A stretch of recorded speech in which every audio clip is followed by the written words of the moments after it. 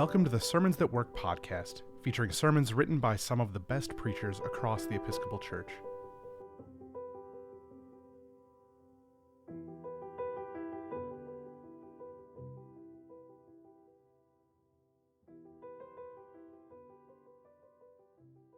Today's sermon is for the second Sunday after Christmas, Year A, and is titled, Do What Young Jesus Did. Listen and Ask Questions. It was written by the Reverend Charles Hoffacker and read by the Reverend Danáe Ashley, priest in the Diocese of Olympia and psychotherapist at Soul Spa Seattle, LLC. It happens sometimes, even to responsible parents. The mother assumes the child is with the father assumes the child is with the mother. When they compare notes, there is calling in every direction, searching in every direction, anxiety that keeps grasping their guts. Where is their child? In today's Gospel from Luke, Joseph and Mary discover their 12-year-old missing. The list of places where he is not keeps growing. The list of neighbors and relatives and strangers who have not seen him keeps growing. These desperate parents take the long highway back to bustling Jerusalem from where they just came. Anxiety increases over many miles. They reach the grand city, look around for 3 seemingly endless days, before they catch sight of their missing son. Where? In the sacred precincts of the temple. Their boy is as cool as a cucumber, sitting among the teachers. What's he doing there? Listening to the teachers, asking them questions. How are people responding to their child? They are amazed, just amazed, at how well he handles himself in this circle of distinguished adults. Jesus is oblivious to his parents' anxiety. Joseph falls into a heavy paternal silence. When Mary challenges her son, the boy is perplexed that his mother does not get it. "Why were you searching for me?" he asks her. "Did you not know that I must be in my Father's house?" Yes, he feels right at home in that exalted place. It's all clear to the boy, with a clarity characteristic of 12-year-olds, but not their elders. Meditate sometime, friends, on what the conversation must have been like on the trip back home between this son and his parents. Listening. Asking questions. What occupies Jesus as he sits among the teachers there in the temple is mature behavior that many of us advocate for, but find hard to practice with integrity. Listen. Listen to designated teachers, but also to others who might have wisdom to offer you, whether or not they know it. Those who do good provide you with an example to imitate. Those who do wrong teach you also by offering an example to avoid. They can all be your teachers. Disciplined listening turns us away from assuming that we know everything already, that the last word should always be ours. Disciplined listening turns us to the freedom that we always have more to learn, and it makes us able to learn it. When we listen, there is still space available in our mind, in our heart, for unfamiliar truth to take up residence. Recognizing this can be a continuing reminder, an unending conversion. But listening is not popular among us these days. The production of the unnecessary, including sounds, statements, or opinions, shows itself to be a massive industry, a frightening form of pollution to which at best we become deaf. Silence that summons us truly to listen can make us uneasy. Anything but silence. Bring on the banal, if you must, our protection against enrichment. Nowadays, it seems that listening is scarce and becoming scarcer. Whatever their age or education or place, everybody's got an opinion, and everybody's willing to share theirs. But the blessed silence of someone listening is more than the simple absence of speech. It is a place where education can happen, where wisdom can appear. No guarantees, just possibilities. Jesus not only listens, he asks questions. There in the temple at the age of 12 and on later occasions. His questions unsettle many, including those made rich and powerful through their falsehoods. Others hear him gladly, even his questions sometimes cast as parables. So this is a second lesson from Jesus. Ask questions. Accept questioning as a road to holiness.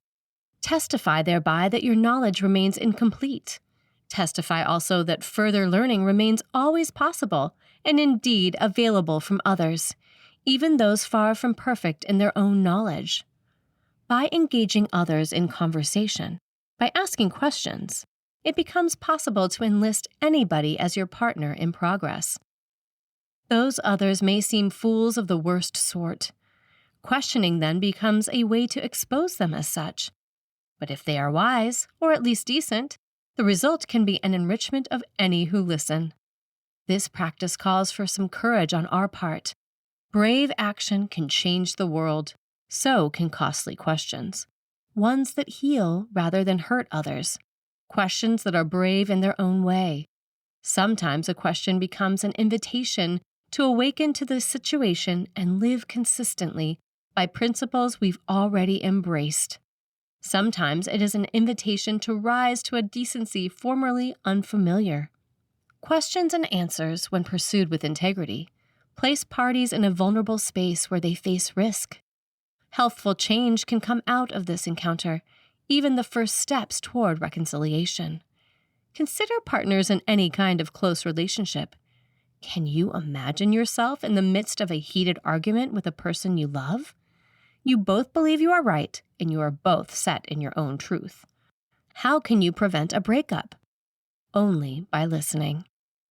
Today's gospel humbles us with a reminder that our discipleship invites us to prove loyal to all the parts of the Jesus story, even this single adolescent episode which seems to present Jesus as other than an obedient child. Yet we gain even from this unusual text by learning to develop habits of listening and questioning that can prove transformative to ourselves and others. By listening and asking questions, was Jesus learning or was he teaching?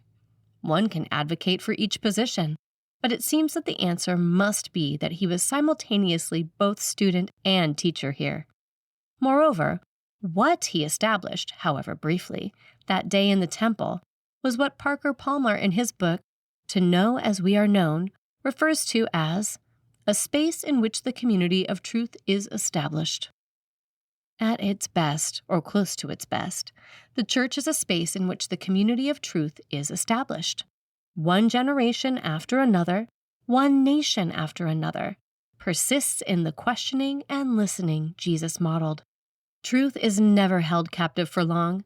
It cannot stay stuck, as though in some local amber. Today's Christian communities, whatever their form, can once again imitate the young Jesus who listened and questioned, feeling at home in his Father's house, in his Father's world. How can this listening and questioning become characteristic of our congregations? How can we listen in a world that works hard to avoid hearing, preferring instead the closed ears of frightened people who wish to know it all already? How can we ask questions of value when the world turns from them in favor of propaganda that leaves truth unexplored? Jesus did so at 12 years of age and later. Thus he brought amazement to the world. Surprise, we can do this too. In closing, let us sit with 3 simple suggestions to promote, in our time and place, the spirit presented in today's gospel. First, we can sit in circles rather than in arrangements that unnecessarily privilege some participants over others. Rearranging the furniture can sometimes have surprising results. Second, an agenda can be established to give adequate opportunity to the youngest, the newest, the least senior member, so that they do not lose their chance to speak simply because some of the group is more adept at working the system than others. The Holy Spirit is perfectly able to speak through the newest voices in the group, as well as the familiar ones. Third, at appropriate junctures, each member of the group can take a turn in speaking or explicitly pass. This practice guarantees, especially when a session draws to its close, that no participant is overlooked, no precious wisdom lost, for often a treasure lies hidden. Through practices such as these, the church can become more clearly the space it is meant to be, where the community of truth is established. Prepare to be amazed. The Reverend Charles Hoffacker lives in Greenbelt, Maryland, with his wife Helena Murtova. He is the author of A Matter of Life and Death, Preaching at Funerals, from Cowley Publications. Many of his sermons appear on sermonwriter.com.